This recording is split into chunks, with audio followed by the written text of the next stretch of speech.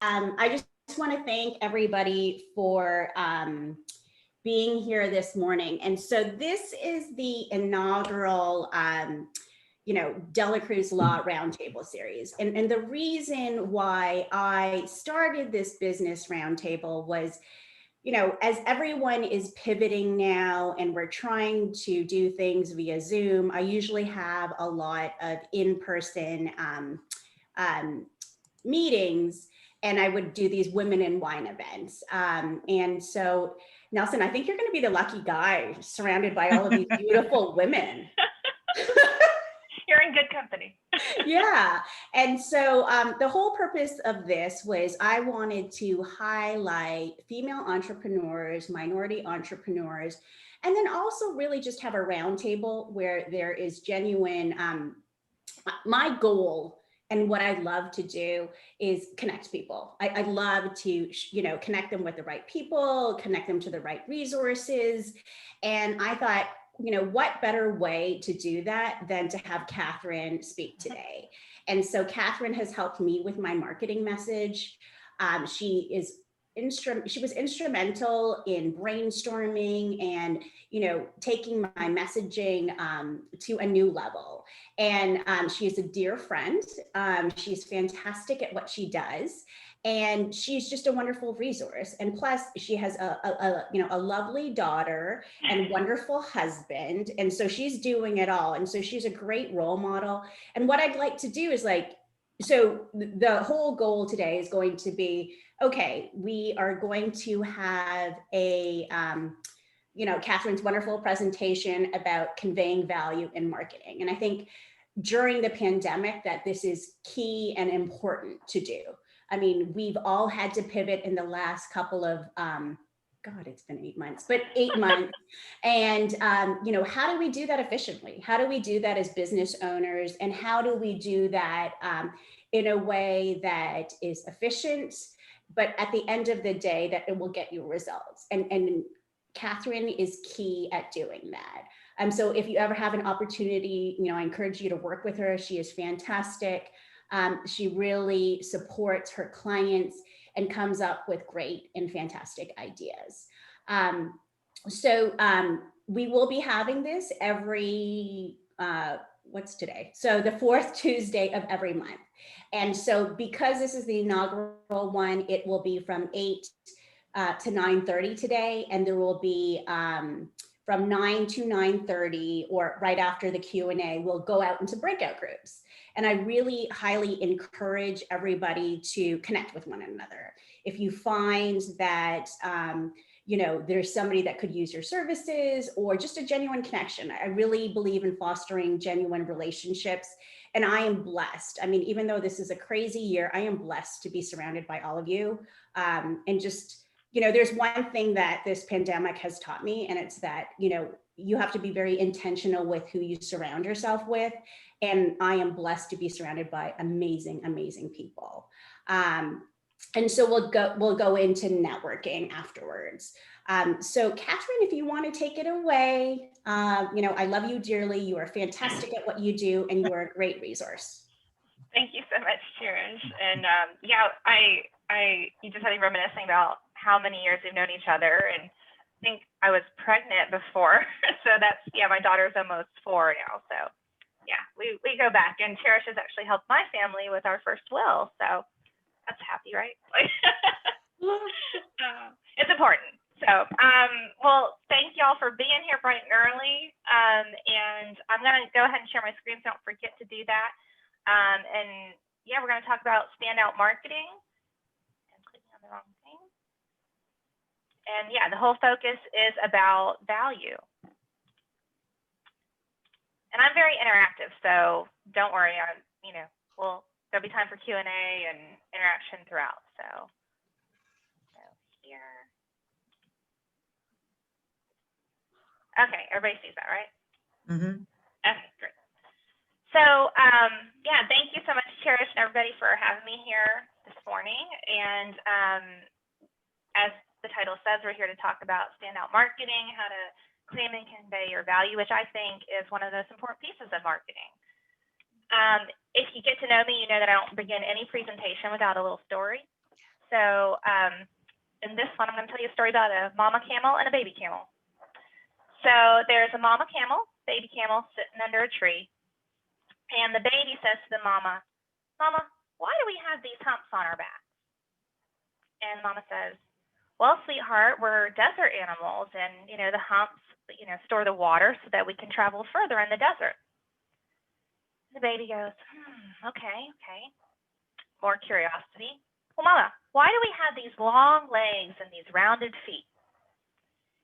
And mama says, "Well, that's meant to help us walk through the desert." And of course, the baby had one more question. Baby said, okay, mama, but why do I have these long eyelashes? I mean, sometimes they really get in my way. And the mama says, "Well, sweetheart, those long eyelashes are meant to protect your eyes from the sand that blows in the desert." So the baby camel thought and thought, goes, "I see.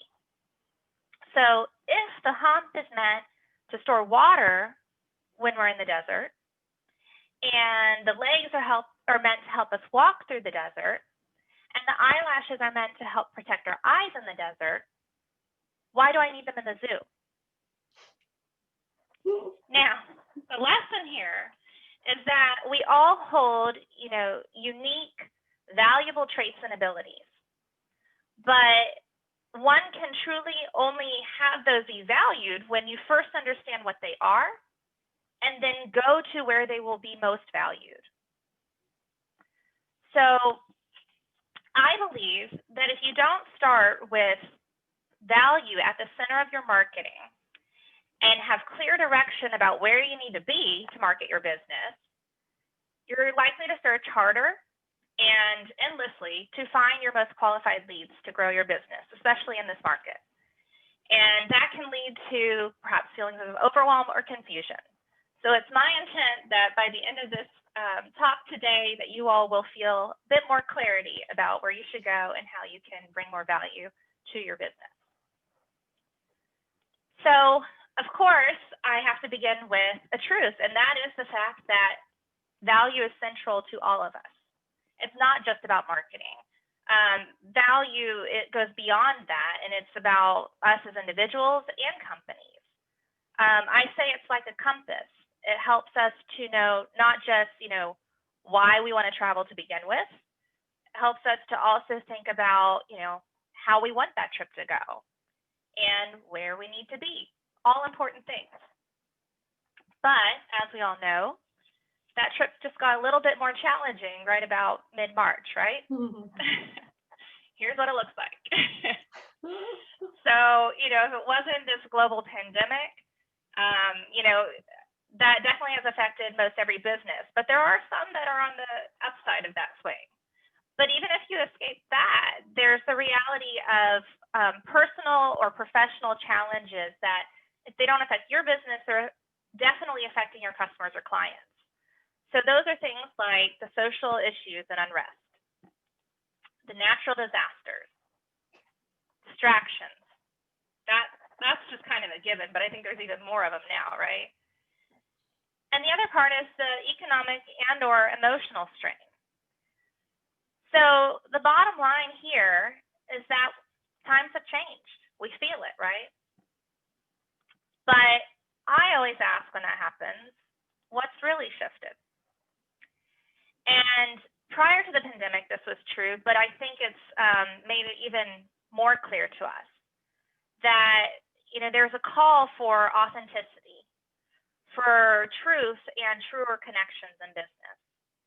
And in fact, 75% of today's consumers say that they want an authentic human voice. They value that so much more than a perfectly crafted marketing message. So we've all felt it. There's a lot of noise. There's a lot of shows in marketing, right? Lots of distraction. That's what's feeding that distractedness. But I believe that while there was a time that consumers, they were drawn to this, bright, shiny object and spectacle, now what consumers want to see is, backstage. What's behind that curtain? And I say this is not something that you should run away from as a business owner. It's actually something that you should embrace, because what it means is that it's an opportunity to build deeper connections with your customers and clients beyond just the transaction. I think that's a lot of times we think about the transaction and the sale at the beginning, and then once we have the client, we try to deepen that connection. But the deeper connection is from the onset of the relationship. So there's an opportunity for that when we really get backstage. It's an opportunity to build more sustainable, stronger relationships. And those relationships, what makes them stronger is the fact that they're built on value. They're based on that. So if you don't already hear, I tend to speak pretty passionately. You don't already hear that in my presentation. You know, I feel that passion, I feel that purpose in what I had to say, because one, I love what I do, and it's deep. I'm deeply connected to it and the value I feel and I want to deliver. But I felt this even stronger since this pandemic began, and that's because I think while it was hard, it just got harder. You know, we think that, yeah, it's as simple as oh yeah, it's just on the screen and it's clickable. Just make it clickable and it'll be great. But, you know, getting the word out is getting harder and harder because there's so many channels. Which one is the right one? How do you get it out in front of, in the right place, in front of the right audience? But I have long said, and I'm going to emphasize it even more now, that I think we're complicating the process here. Because I believe that as long as you think that your best marketing begins on some channel outside of you, that we are skipping the most vital step. And that starts with, you guessed it, your unique value. So we're going to begin there today so that you can claim it. So, value, it's a very simple word, just 5 letters. But typically in your efforts to convey that in your marketing, what you end up communicating are the wrong things. So let's go back to the mama camel and the baby camel. In that story, they were clear about what made them unique and how that helped them to do things that other animals couldn't do, right? The hump, the legs. But there was a key piece also missing in that story, to me at least. Why would they travel to begin with? Why were they in the desert? And I think that, the reason you keep putting in, despite the fact that the reason you keep putting in all this effort in a pandemic and crisis is because of your why.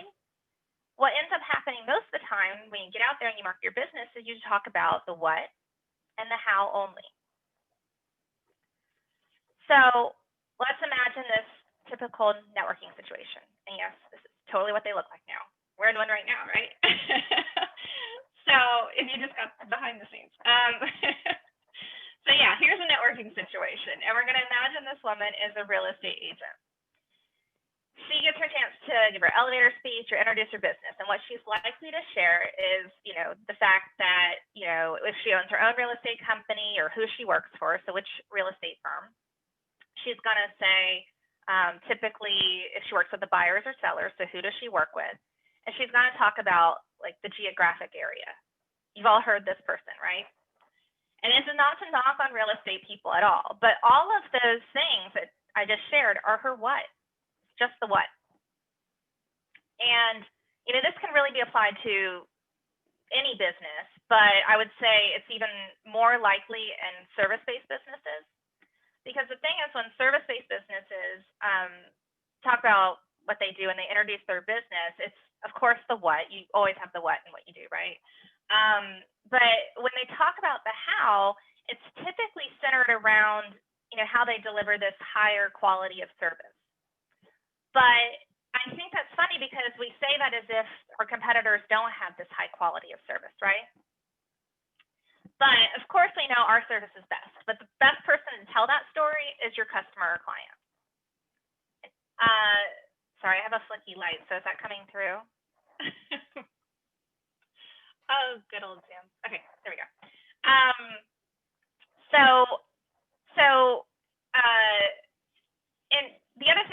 before we move on from here is that in challenging times like now, what tends to also happen with businesses is that they'll spend more time talking about their longevity and expertise.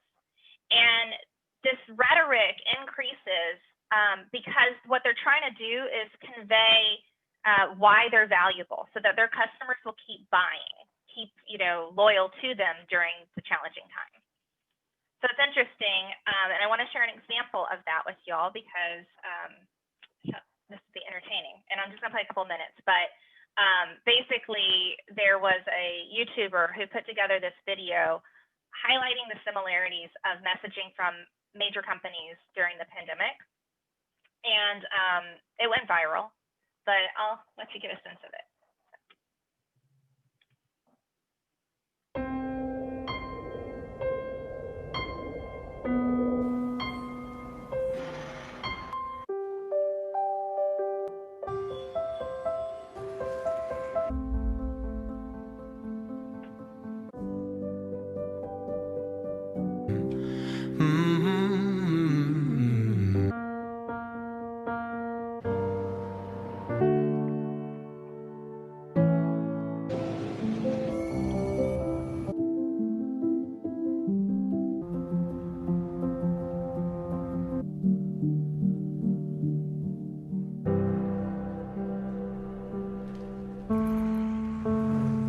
When we first opened our doors. Since 1926. Since 1978. For 60 years. For 75 years. For over 80 years. In 90 years. Over 100 years. Nationwide has been on your side. Restaurants have always been there for you.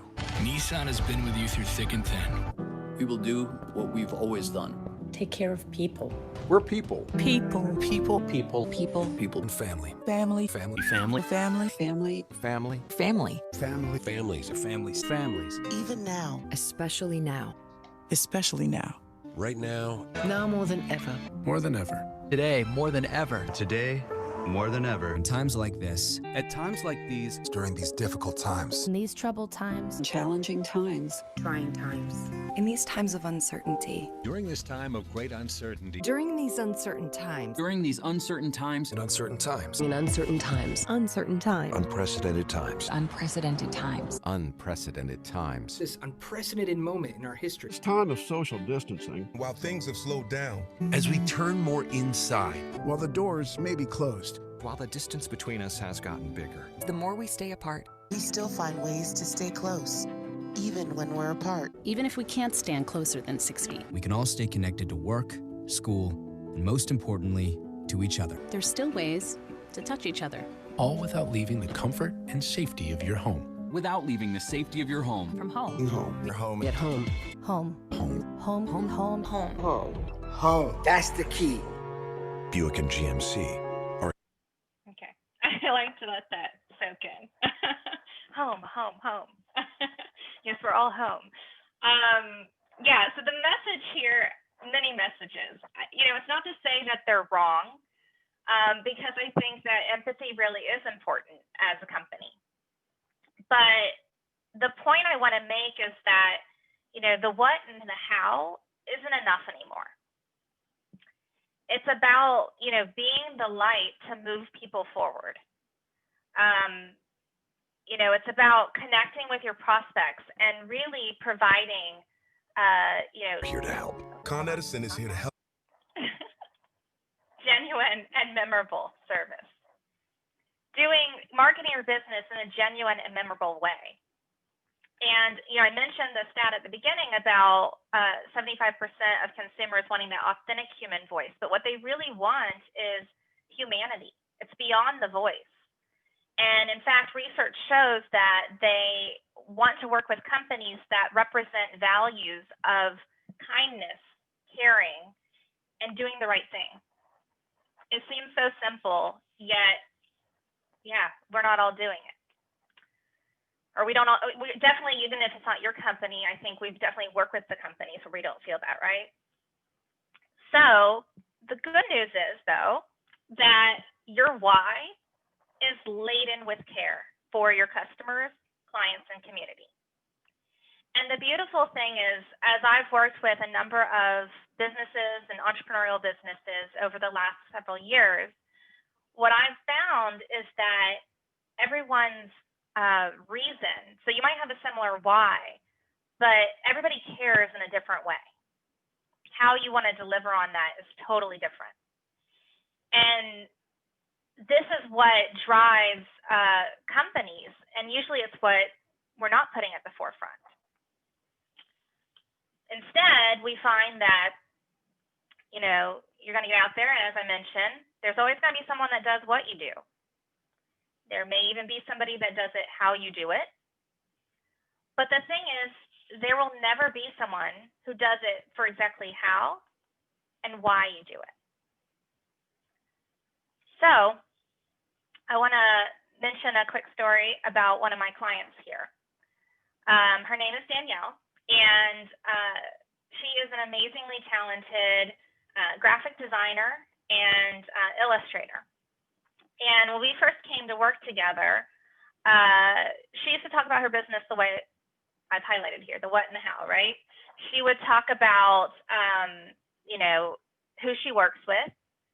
She would talk about the modes of design or the mediums that she used for design. And of course, she would talk about her great pricing. And she naturally stood out because she also, as I mentioned, she wasn't just a graphic designer, but she's an illustrator too. But despite the fact that she had done designs for Coca-Cola and DoubleTree hotels around Atlanta, when it came to her clients, they didn't seem to value that. And it didn't seem to be reflected in what they would pay her. So after we came to work together, we got really clear about discovering Danielle's unique voice and value. And that was through my authentic brand discovery process. We saw that Danielle isn't just a designer and an illustrator who has a great talent, of course, because why she does all of that is because at the core of everything, she believes that powerful stories can only be told through original visuals. And she's used these talents to help her clients. This presentation template was created by Danielle. I worked with Danielle for my business, but I've also worked with her for a number of clients of mine, and she's created these beautiful logos that, as she says, there is a story behind every line in her design. So, of course, if you're telling powerful stories through visuals, and you know, she's very impactful because she's also, in all the midst of that, co-created a book, children's book, and she's done all the campaign visuals for a bipartisan initiative called the Cut 50 organization that's all about reducing the incarcerated population. So, as I mentioned, Danielle's work is impactful. And the good news is that that impact is measurable for her business as well. You see, after just a few months of working together, Danielle's revenue, monthly income, doubled. And this is because she was able to put her unique value at the center of the conversations that she was having. She had higher conversion rates, and when I told her, Danielle, increase your prices, she listened. So let's talk about, now that you know how you can claim your value, let's talk about how you can convey it. Now, the thing is, when it comes to conveying value, we often think that, you know, we have a sales problem, but I usually say that's more likely a marketing problem, because what happens is we think that the time to convey that value is strongest in the sales conversation. But in reality, it probably comes down to what you did or didn't convey through the marketing. So you have probably heard, you know, your attempts to convince a prospect of your value. You've probably heard to think about, you know, the chief complaint or the wake up or keep them up problem, however it's referred to. But the trouble with this is that when we look at our prospect by this factor, what is that chief complaint? What is the wake up in the morning problem? We're all looking at the same person. And we have to know that our customers and clients are not their problems. We have to get curious about their values. What are the client's values? What are their values? Because I think that we're all focusing on the wrong ones. So I want y'all to look at this image and see what pops out to you. The first thing that's likely to pop out are the marble columns. They're pretty prominent, right? But if you look more closely, you're going to see the figure of a woman between the columns. And this is much like value. So typically our society, we define value by that which we can measure physically or see. And those are things like time, money, or as I call it, emotional energy. But the true definition of value is the regard that something is of importance, worth, or usefulness. There's a few key words there: importance, worth, and usefulness. And when you look at this again, you see how it's possible that perhaps you weren't focused on that before, right? And it's just, but this is really how it is for your prospects, because it's not that they're not thinking about, where they want to put their time, money, or energy, or how much they can give, because that certainly is a factor. But the reason that they are going to, the points that they'll hit first and the questions they're going to ask are really these. This helps them determine where they're going to invest their time, where they're going to invest their money, and how much energy they want to put towards something or someone. So as I mentioned, the best place to answer these sorts of questions to convey this value is not in the sales conversation, but through your marketing. Because we know that we will spend time on something that is important to us. We will spend money on something that we think is worth it. And when we find something useful, we usually find that it makes us happy or more content. So your prospects, want to know the same. And that's why it's important for you to convey what's important, worth it, and useful about your business. And what you also want to communicate is, how you clearly see the value in them as well. There they are, the woman or man. They're important, there's worth, and there's usefulness for them in your business as well. But I know that we've all seen the other side of this, right? How many times have you bought from a company because it was cheaper or it was the faster option, only to become the customer or the client, and you just did not feel important? You felt like you were the forgotten one. So this is why we have to put value, and I say value is central to marketing. Because as customers, I say, go to where you will be most valued.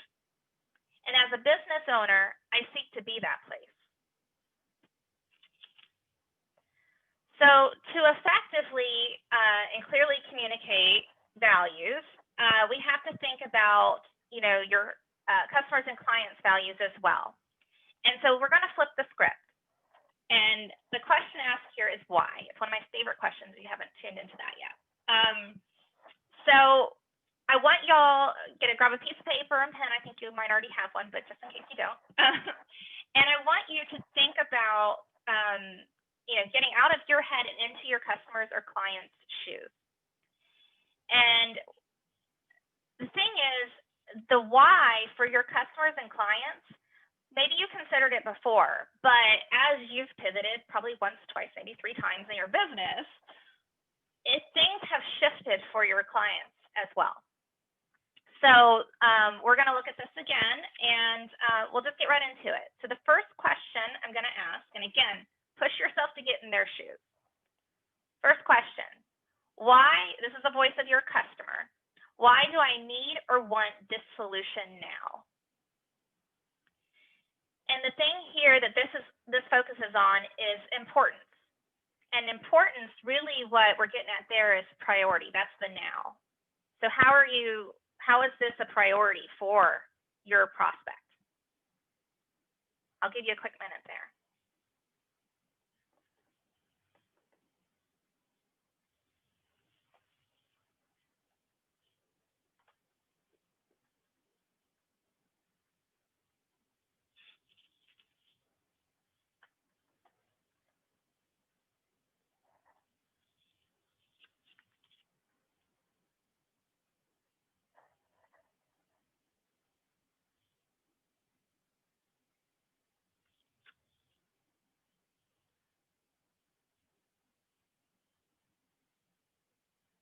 Okay, I think I see some eyes looking at me. So the next question, why is this company, your company, the best one to provide this solution to or for me?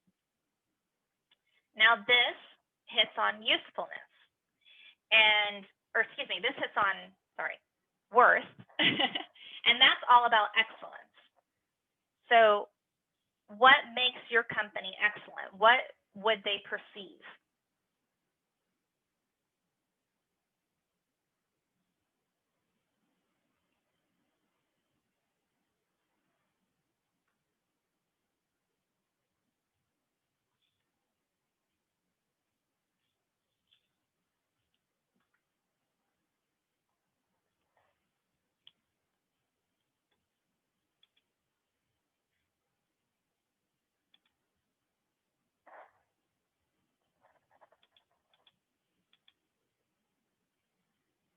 Okay. And the last question is, why is this solution the only or best one to help me today? And this hits on usefulness.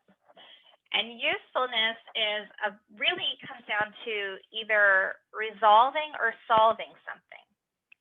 And I include, you see, like the first question had now, and this has today. Because in this sort of market and environment, everybody wants it sooner rather than later.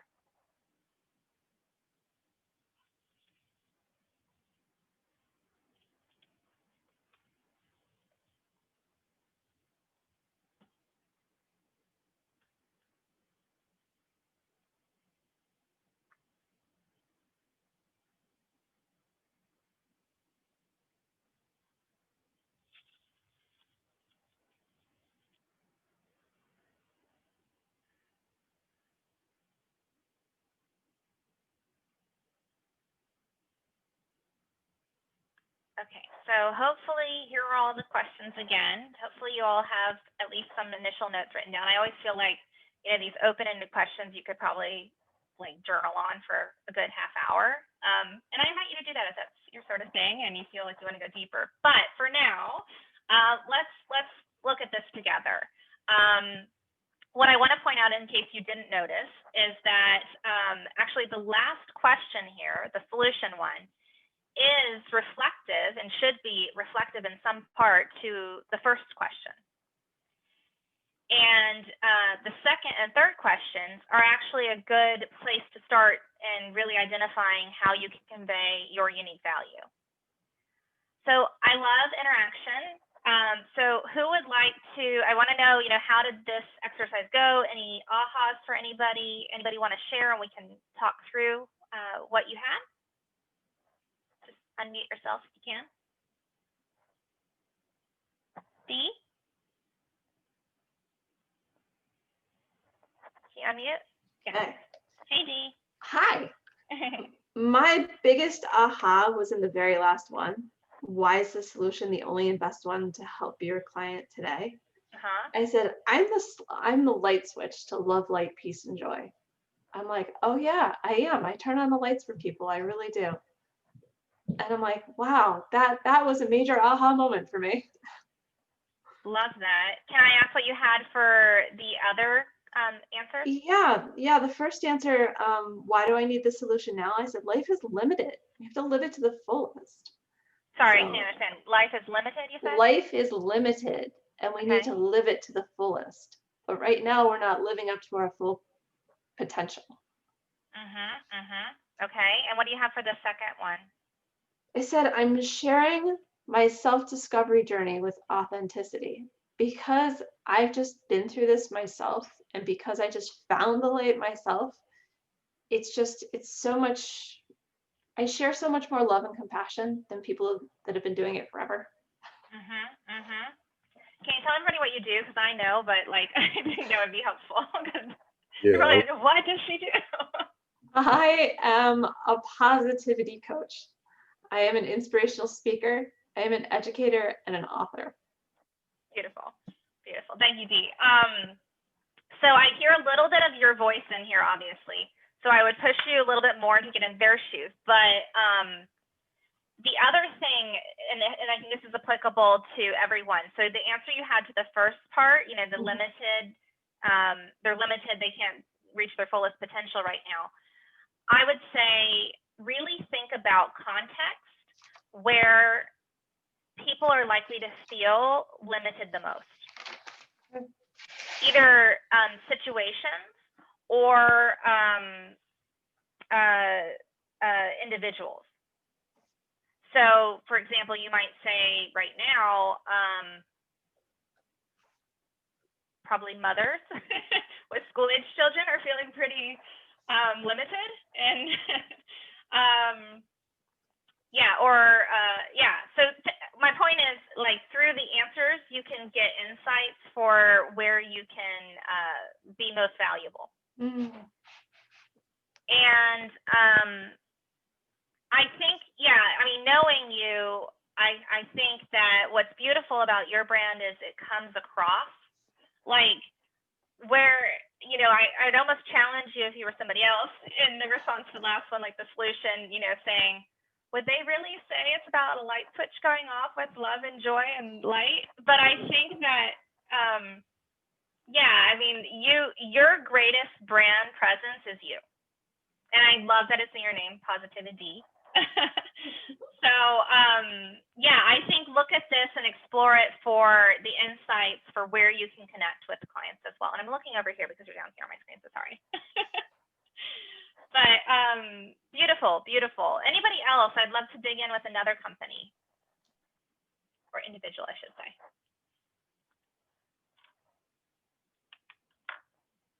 Don't be shy, please. There's no wrong answers. Cherish, I'm going to put you on the spot. Oh, hi, Nelson. Okay. Hi. So the first question, why do I need or want this solution? I kind of Oh, hey, Elsa. Okay, sorry. I didn't know who was talking. I'm a pet energy specialist. We've been working together. I worked with Katherine back in September, August. And so everybody's been adopting dogs. And they've all tried to do YouTube videos, and those haven't worked out very well. So their end result, most of them, is to have a well-mannered dog. So that's the first, in their mind, their goal is, from their perspective, is to have a well-mannered dog. So that, to me, is what they're trying to achieve. From their perspective. So that's their first pain point. Obviously they have jumping and barking, and, you know, I could write all those down, but to keep it, you know. That's your longer journaling. Okay. Yeah. So that's number one. What do you have for your company? Why your company over another one? Is that the second question? Oh, I didn't really write that. I mean, I was kind of writing everything under the first one, which is compassionate care, which they're kind of looking for that. But I kind of wrote that in there.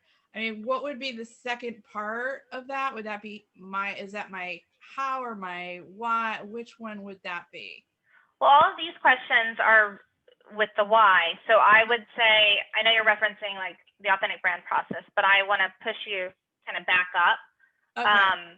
So the why for your company is really to think about, okay, if they've adopted a dog and they need, you know, training and care, why are they going to choose? There's They open the phone book, that's old school, but they open Google, and there's a bunch of options.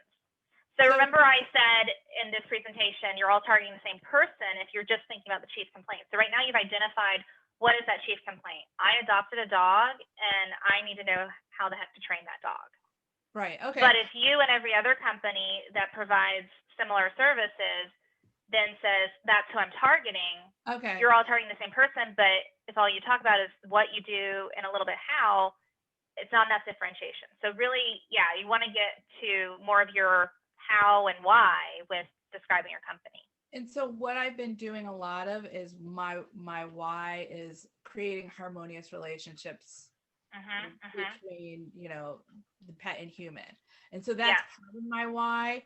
So that is probably why I'm the best solution. So creating harmonious relationships. So that would be my why would be the best solution, I guess. So so I want to stop you there because I want to see if I can help one more person, but I want to hit, because you've given me enough information. I think the insights here for you are like, and again, this is important as a business, like these exercises are illuminating. So there's unique opportunities now. Like, yes, people always adopt dogs, but we know there's been an influx in this environment because people are home and they want that compassion and care with one another. But then they're like, oh my goodness, I have a puppy. What do I do with this puppy? So I think that if you haven't already, I would say focus your marketing with a message towards, did you recently adopt a dog? Like literally call that out. But I think you want to incorporate your brand. So when like a happy family united was the goal in adopting that dog, what went wrong? I mean, the voice is your voice, but it's also their experience. So as I call it, it's not just your ideal client, it's the right someone. Okay. So when you speak the language about, harmony was the goal in your household, what went wrong? The person that values harmony and saw the adoption that way is going to connect with that and be responsive to that. And that's the ideal client for you because they value what you value most. Okay. Thank you for clarifying. Cherish, do we have time for one more or should I keep moving? Okay. And I just want to say that really resonated with me because we are adopting a dog. Like we are adopting a dog. So I'm like, so all of that messaging as a potential consumer of your services is key.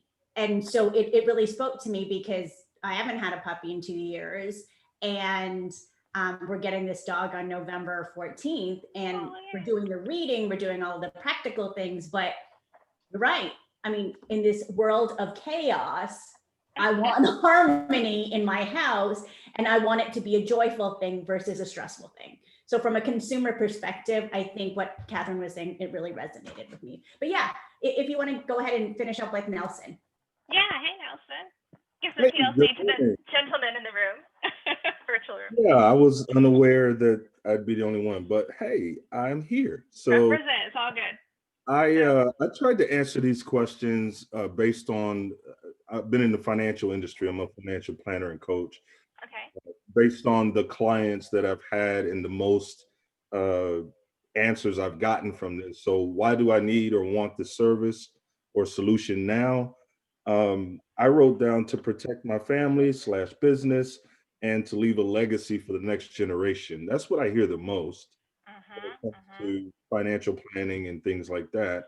The second question, why is this the best company for me? I recently moved from Transamerica to Thrivent Financial, which is a faith-based financial company. Okay. First of all, I've never heard of, but now that it exists, it is a definite difference, I would say, in marketing when you talk about a faith-based company. So what I hear the most is that aspect of it. Because the company is faith-based, it lines up with my values and morals, and we believe that money is a tool and not a destination. I hear things like you value more than just making money, but how we use it.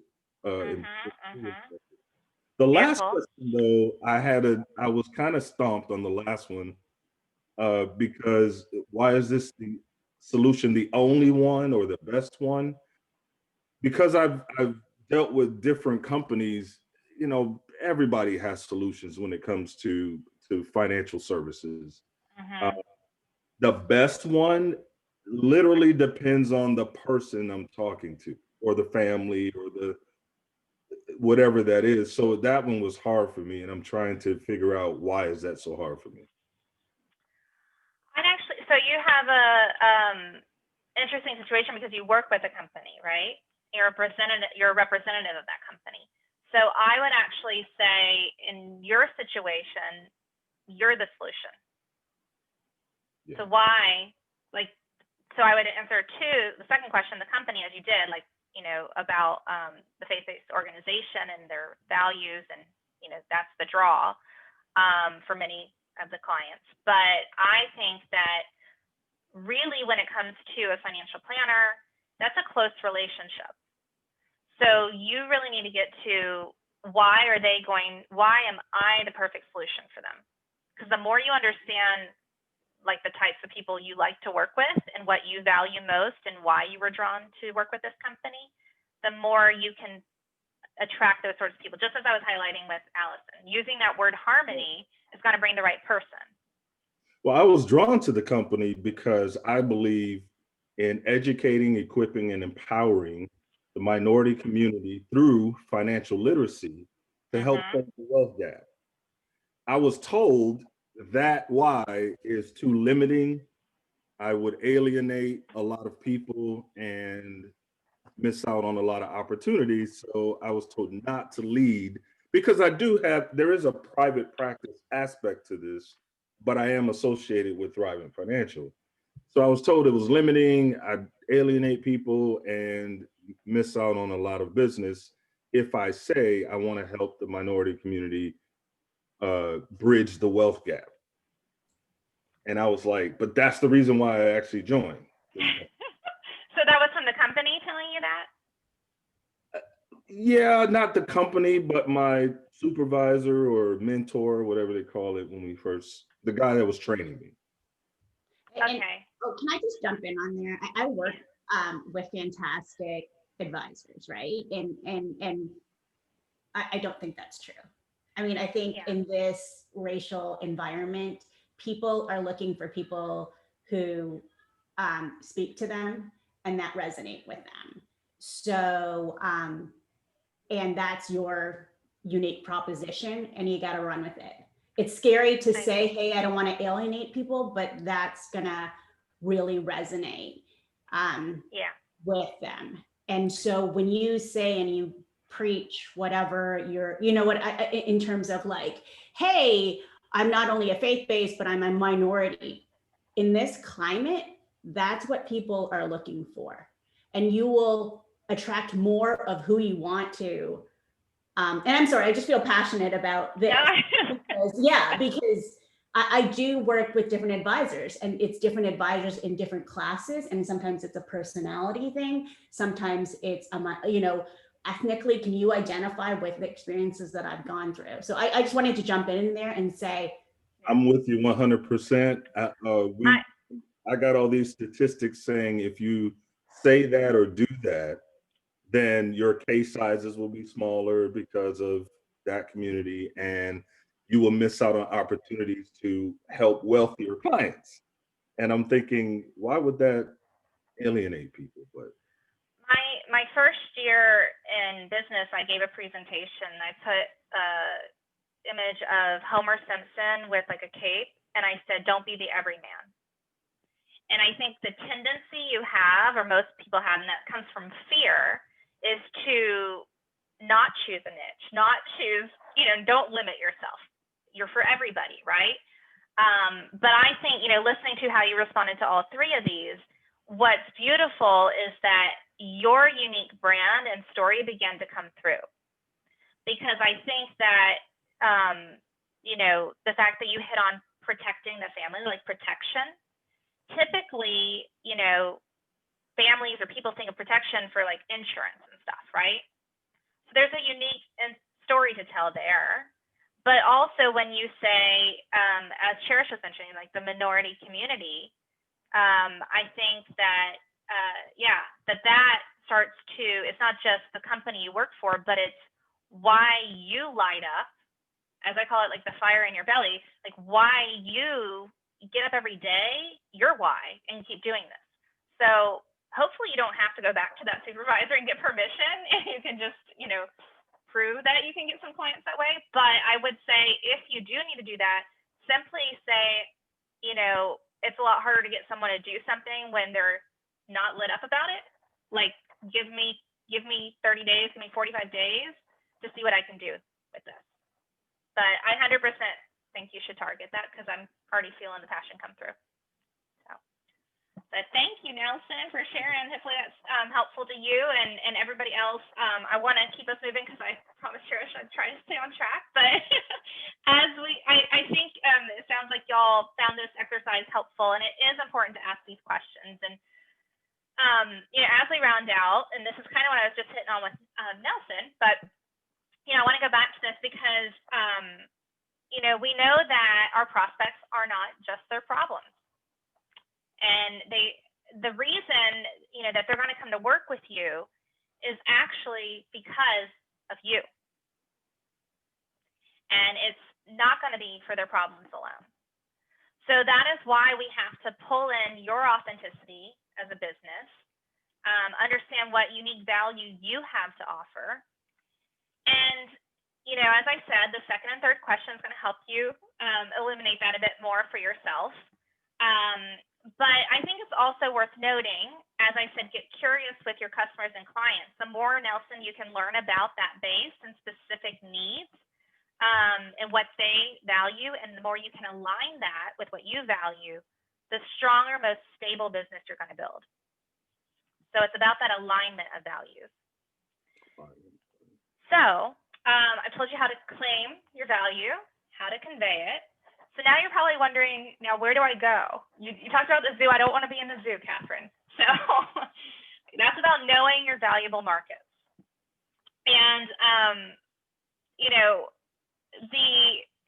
the zoo, when I use that analogy of the zoo, really what that means is you don't want to be in the wrong place, right? That, like, as business owners, it's where you put your time, money, energy. And so, why are we going to the wrong places? The thing that happens is you're probably thinking, if I just hustle harder, if I just network a little bit more, or as I like to call it, because I love to do little plays on words, get zooming about a bit more, they'll finally see you. They might hear you finally, and they'll want to work with you, right? But I want y'all to take a moment and just pause and see how it could be possible to go less places and still gain more leads. And really, this comes down to quality over quantity. So I call it your intersections. And when you can figure out just when and where you can meet your most ideal client, or right someone as I call them. And that is, the best time is both when that need and want is at its highest point for what you have to offer. When you can figure that out, as I was mentioning, like figure out, focus in on that point. Oh, they adopted a pet. That, there's a sudden need and want that's different. Maybe you go to adoption events, virtual, or depends on the market. But those start to be intersections. And you see that it's not about spreading yourself all over the map, but really deciding what are those points of intersection that are going to be most valuable for my prospect, for my client, and for my business. Because it's about, knowing what's most valuable about your business and for your business. So I want to share real quick a natural intersection. Earlier this year, when the pandemic just began, I gave a presentation on communicating in a crisis. And I actually shared this interesting intersection. And so there's this animal sanctuary out in California. And, prior to the pandemic, they would give these tours of the animals and, you know, allow people to experience them and interact with them. And they were on a mission to basically rescue industrialized farm animals. But obviously, when the pandemic began, they couldn't do that anymore. And so they saw a bigger opportunity and intersection. And what they offered was, they said, well, there's all these mundane, you know, Zoom meetings happening. And of course, we're not talking about this one. But they started this go-to meeting program, and you could like book, you can still do it. You could book the llama, a pig, a goat, a cow, and just have them appear in your meetings. And this one, I mean, so many other farms, obviously best form of flattery is like imitation, right? So many farms did that after that. But really this is beautiful because it was a mutual benefit. There was value for not just their sanctuary, but also all the people that were like, heck yeah, I want a llama at my meeting. So, you know, there was that relief, there was fun, there was just joy suddenly, right? And the win was it gave them the ability to keep pursuing their mission, to keep saving the animals. So the reason I share this is, one, so I could have put a llama and a camel in one presentation, of course, but also because it's possible to not just find intersections, but to create them as well. So I want to share one more stat with y'all. A third of consumers right now say that they are reappraising what they value most. And I'm curious, because I actually, you know, you're consumers too. So real quick, I want to ask, you know, how have you all been reappraising value? Have you found that there's something that you've bought or stopped buying in this environment? Just a quick interaction there. Sorry, I'm trying to keep on time, Cherish. Anybody? Yes. Yeah, Nelson. We just got our patio in the back redone.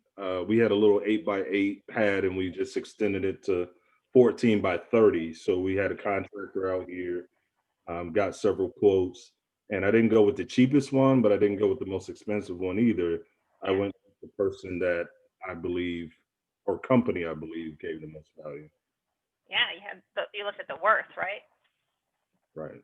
Yeah, importance, worth, useful. They hit all those marks. Good for you. Anybody else? Yeah, I can contribute real quickly.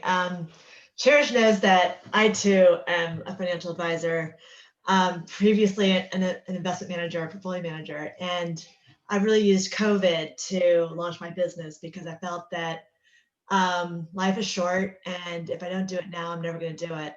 And I tell you, when it comes to what I value more now than anything, and I think it's a great personal experience, that I kind of hid a lot of my creativity in my past jobs working on Wall Street in New York. I mean, I didn't hide it. I could express it by picking good investments, good stocks. Yeah. As an advisor at Bernstein, a big investment management firm, it was hard to be creative. I wasn't allowed to be. And I'm just really enjoying kind of tapping into my inner voice, expressing myself on LinkedIn. And it's fun. It's really energizing. And I'm really, by the way, Katherine, this is a great seminar. And I realize I'm missing a lot of, I know my why, but it's hard to really convey it well in a story. Yeah. I'm trying to do these small stories, and I really want to make sure I'm pressing on it. I know the Simon Sinek, yeah. Yeah, and he's like, oh, it's all about why. It's not like how you do what you do, it's why you do it. And you just kind of need to be reminded of these things constantly. Yeah. And I love that you hit on that. So beautiful examples, and congrats on the business, Tiffany. Thank you. Yeah, creativity. Cherish mentioned I have, you know, a near 4-year-old, and I grew up in a family of artists. So we've built a boat, a rocket, 2 rockets, lots of creativity happening in different forms. Yeah, I think I just want to share some anecdotal things. I shared this presentation with some other entrepreneurs recently, and it was really funny what came through. They were like, I stopped buying those clothes, but I buy tops. So I think it's interesting, but it's important. I share this because it's important to not just be the business owner, but to put the hat on as the consumer too, because this is how they're making decisions. things that maybe wouldn't have sold before now would because of different values. So, if you are not aware already, I'm going to go back to this word value. There's a really unique opportunity here because your customers and clients are focused on value right now. There's a heightened level of focus on value. That's the beauty of an economic downturn, if you want to look at that. If people are tightening belt, they're also being more conscious of how they spend their money, their time, and their energy. So this is also a really great opportunity for you as a business owner to say, how am I going to focus on value and how am I going to put that at the forefront with my marketing? So to make sure you're not in the zoo, I say we got to know where you're going, but that is of course about knowing, where you've been first. We have to look at that. So I help my clients to do this by tracking their travels. And, this is about where you're showing up to market your business. And specifically, we look at, the quickest way to get real about how effective your marketing is to know if the places and things that you're doing are actually, the things that you're prioritizing are actually important, worthwhile, and useful. And the tool that I provide is called a marketing travel log. And basically, it allows you to track your efforts and, see what's most valuable so that you can drop the ones that aren't working. So many times we get an autopilot. We go there, we do that because we've always done it, or that's what's expected of us. But we don't really track the results.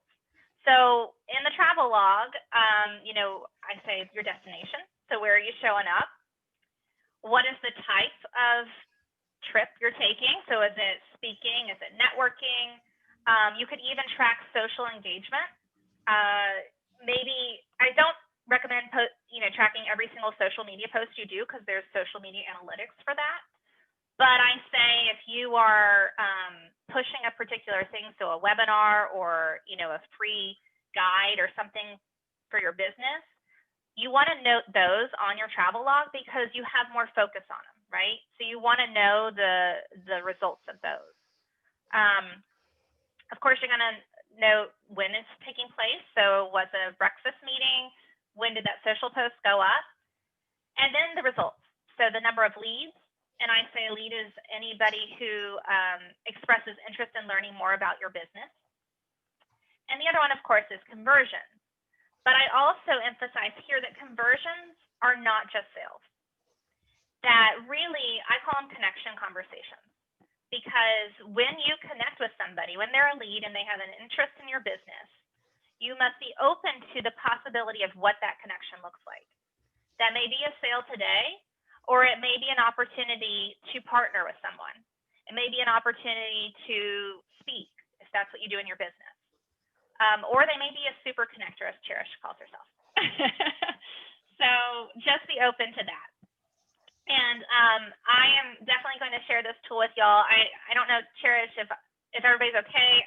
Should I ask people to put their email in the chat, or is everybody okay with me sharing this with you? I always like to get permission to email y'all, but.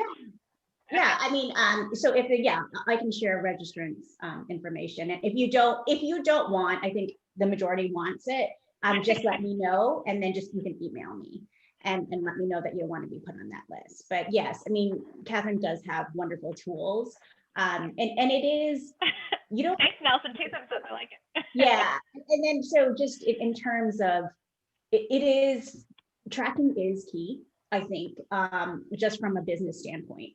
So wherever you are in your business, I didn't realize how tracking was really important, but it really comes back down to like the numbers and what is a good use of your time. And that is one thing that I've learned over this pandemic is a good use of your time. Like, where are you spending your time? Are you really, I mean, one thing that the pandemic has taught me was I was spending a lot of time in the car before the pandemic. And so is that the best use of my time, or can you be more efficient? So those are the things, like with this travel log, just as business owners, you want to focus on. Thank you, Cherish. Yeah, and I'll just say that, I liken marketing to like building your fire. And so this is one of the logs that you put on your fire that helps it to keep burning. But I will tell you, everything I share, I also practice. And this log alone, I used it all throughout last year. And I knew exactly what types of things brought business to my business. And I put the focus on that at the first quarter of this year, pre-pandemic, and earned more in the first quarter than I did all of last year because of that. That is the power of tracking.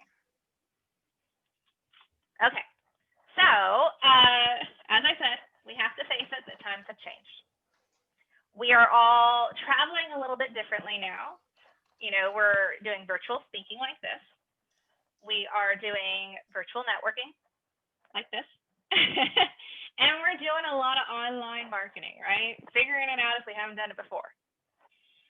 But with all of that, we want even more real connections. You know, probably because we can't physically hug and do all the things that we used to do, right? We want more of that. And, you know, what you need to know is just where and how to best stand out. So the thing is, if you start in the wrong place, you're never going to get to where you need to go. And the truth is, if you hear nothing else from this presentation that I share with you today, value is the foundation for the right footing in your business. So there's a thing I say, and it is, the map that you make will determine the road you take, which will result in the journey you create. So Cherish introduced me, but this is me again. Hi. Just a little bit about me. You know, I am an award-winning accredited PR marketing consultant. I am very passionate, as I said, about helping entrepreneurs, companies to discover and share their authenticity. I think that's the key to business, and finding joy in what you do, working with the right people. And I believe that that is how you will find your most powerful impact, because we know that we don't start a business just to make money. We started because we know we have something different. We want to make an impact. You determine how big you want that to be, but you want results. You want some impact to benefit a family, a client, a customer. And I help my clients to do this by creating those solid and sustainable marketing, not spreading all across the map, really focusing step by step, tracking the log. What are the necessities? And it's all about maximizing the results.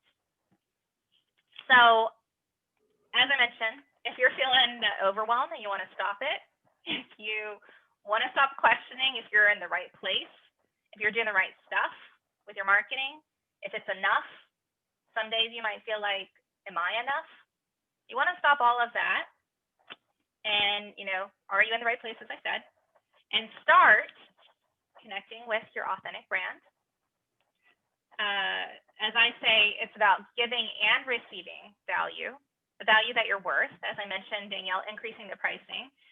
That'll be tricky in this environment, but it's certainly doable. The most important thing is that your words have power, and it's what you're conveying. Are you effectively conveying your importance, worth, and usefulness in the conversation, so that by the time you get to a sales conversation, there isn't a question of your value? And I think in marketing, I often say it's not about doing more, but being more. I don't believe in all busy is beneficial. I think that's hustle, and I believe in drive. Drive is intentional. So I would love to get to know y'all individually. I always offer, because I talked about connections, no obligation to offer a connection conversation to discover your authentic brand, to get clear on how you can naturally stand out. We'll build from the why questions here, and see how you can attract more qualified leads for your business if that's an area that you feel that you're struggling with in this environment. And ultimately, let's figure out that map. So how you can start to build a more valuable base in your business. So we can schedule that if you're interested. I have a link here. I think I can put it in the chat, hopefully, for y'all to make that easier. And we're going to jump into like breakout groups if you want to stay on right now. Definitely. Yeah. And then Here, wait. There we go. Quote. Okay. This is motivation for them. Oh yeah, yeah. And you know what I'll do, Catherine, is I'll send it in the, so I think it's also useful to maybe have the recording as well too, if that's definitely. Yeah. Yeah, welcome to that. Yeah, and just if you want to share it with other people, I mean, I think it's a great resource. It made me evaluate, you know, different. Well, I want everybody to know about your series too, because I think.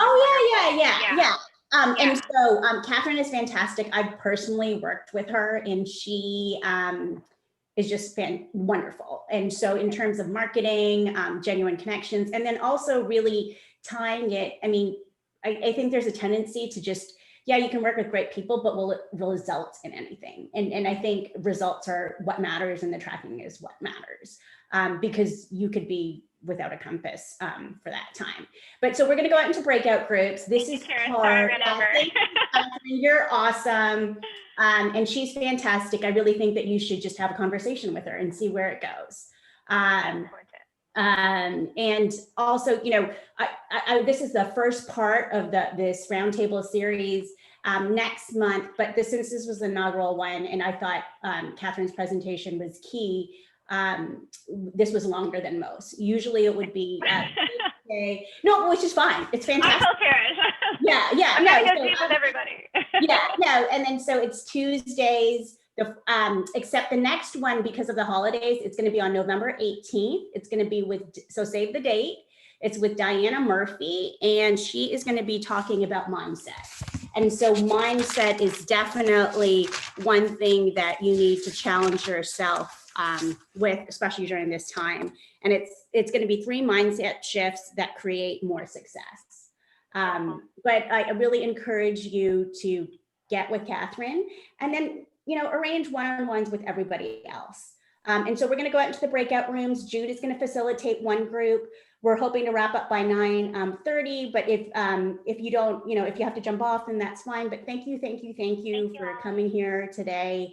And I'm just, you know, excited that we had this number of people. And Catherine, your presentation was fantastic. So please reach out to her. And then if I can ever be a resource, I do estate planning and business succession planning, and I love what I do, and I love what I do, and I love making connections. So please, and I encourage you to all do that. I think, you know, the more people I surround myself with, I realize how wonderful they are, and then how wonderful their groups are. So be very intentional. So I'm going to break it out, and then we are going to. Trish, are you giving us guidance once we get in the breakout of what we do? Yeah, well, June's going to facilitate it. Okay, cool. Okay. Okay, so this is, you should be in breakout rooms, okay.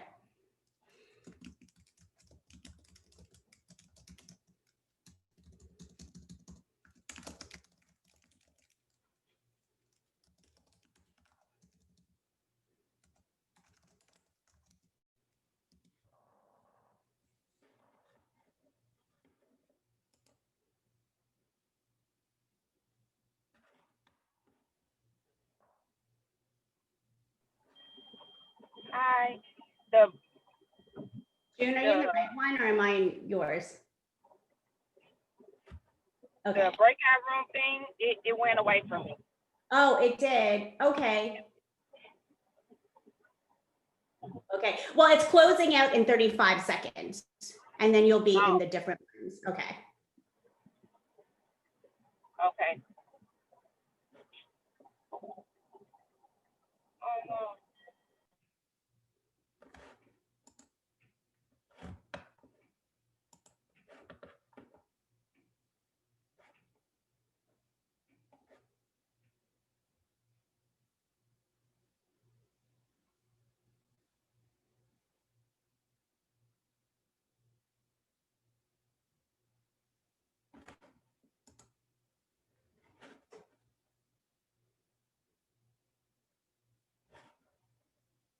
Did it? We got booted out. Yep. Oh, okay. Yeah. Okay, you know what? And this is the thing. Okay, so you know what? Let's just do it all together then. Okay, Alina, do you want to introduce yourself? Oh, sure. Okay. Hi. Sorry, I've got to do this better next time. This is my first time and it didn't work. So.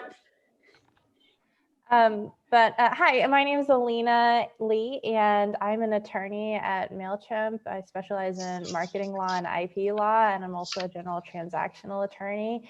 And yeah, my hobby is golf. We're just doing intros, right? Is that it? Okay. And then Nermeen.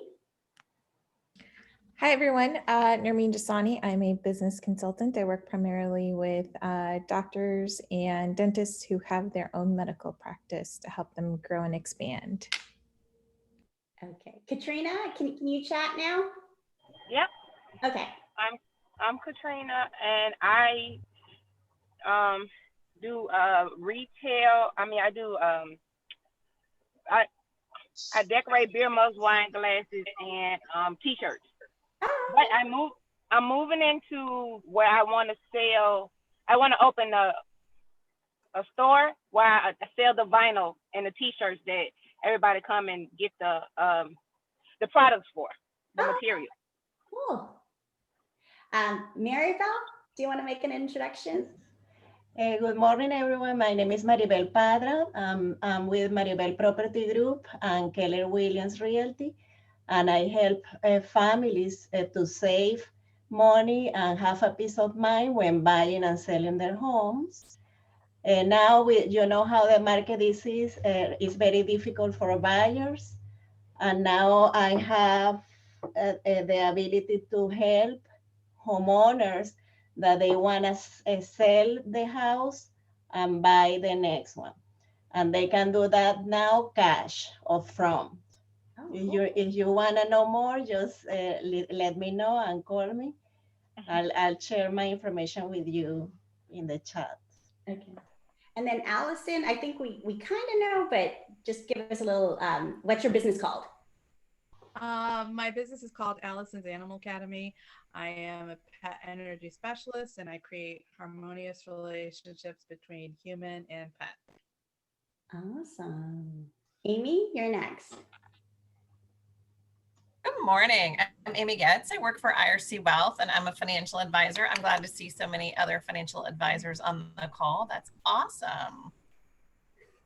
Thank you for having us, Cherish. Of course, of course. And then Tiffany? Sure.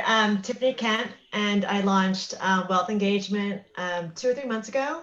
And I'm coming out with a book on November 3rd called Investing for the Smarter Sex, Wealth Building Tips and Secrets Sophisticated Women Know, but Wall Street Won't Tell You. I'm catering towards women business owners, divorcees, and women who have inherited wealth. But we were also asked in the breakout session how we're thinking about how we're changing our marketing message during the pandemic. And I'll just say real quickly, I wanted to recommend this book, Stories That Stick. Oh, it's amazing. I haven't heard of it. Okay, yeah. It's basically what Catherine's been talking about, is that you need to lead with stories. People remember and have an emotional connection when they can relate to a story. Oh yeah. And Kendra Hall is like your typical book author who has, a course series and blog, and just feels like that's how things are going these days when you have an independent business. You need to use all the social media handles and tell your story. and I love how Tiffany is telling her story as well too. So I was just encouraging her because she does the personal story as well too. And I think stories do resonate. But if you can put the book in the chat, that would be perfect as well too. So for other people. I'll do that. And then Sherry. Good morning. Good morning. I'm sorry, I'm a little distracted. My dog just came down here. Speaking of dogs and connections, I'm a self-care strategist, a self-care activist, and I love working and mentoring, mostly with women, but some men, Nelson, on creating their best life, both in creating an environment that really supports them, and teaching women that being selfish is a good thing. Oh, I like that. Nelson? Well, good morning. My name is Nelson Baldwin. I'm a financial advisor. I'm starting a private practice supported by Thrivent Financial. I was invited by Maribel Padra, thank you. And I would just say the pandemic, I actually moved to, I'm former military, so I was stationed down in Columbus, Georgia. But I recently moved to Atlanta to start a practice in a bigger environment, bigger market and everything. I just joined Thrivent 4 months before the pandemic hit. And so I was still trying to get the engine going, so to speak. And now it's been playing catch up, trying to adjust to this type of environment. So just been, out there trying to see what sticks and make things happen. I've targeted the military and veteran community, which I'm a part of, and also the minority community. Yeah, I think that's an awesome story. So run with it. and then as I figure out, when I get with Katherine to figure out how to run with it, I'm gonna do okay. Okay. We'll get you on the tracks. Don't worry, no. Yeah. And then Katherine, if you want to go, and then June, and then Diane and Dee. Oh, me? I'm going? Well, they just heard from me. Okay, hi. Oh, okay. Well, okay. Well, I think, let me just give like one marketing tip that I didn't have in the presentation that I've been sharing a lot. I'm going to write about it this next month. But I also say, think about this. There's 3 R's that matter in your business: reputation, revenue, and relationships. And we want all of them at the same time, right? But the reality is you need to choose one to focus on at a time, right? So what I would ask y'all to do is reflect on value, but also where to put the focus as you round out the rest of this year. Think about, of those 3 categories, which one are you strongest at right now? Do you have a lot of great relationships? Nelson, you mentioned former military. Do you have a lot of great relationships? That's where you want to focus. Do you have a great reputation coming, like Tiffany, coming from the other company? That's where you want to put the focus. So that's just my extra added little cherry on top tip. Awesome. June? Good morning. I'm June Carlson, and I am a banker with Southern First Bank in Buckhead. I help individuals, families, and businesses by providing lending solutions, handling their deposit accounts, working with their families. And I cherish this question about a tip on marketing now and how your business has changed. I'm used to one-on-one interaction all the time, and I've had to really pivot. But one of the things that has worked really well for me, I love these calls because I get to meet so many new people like today. This is really great. And then I realized, wow, I would love to have a conversation with this person and that person. So I very intentionally, after a Zoom call, will reach out and make a commitment to myself that I will at least call 3 people and say, hey, I'd love to learn more about your business or have a chat. And if you do a 15-minute Zoom call with someone that you've never met before, it's really valuable. I really enjoy it. So I encourage that if you're not doing that. Thanks, June. June is like a super networker as well, too. And so she loves it.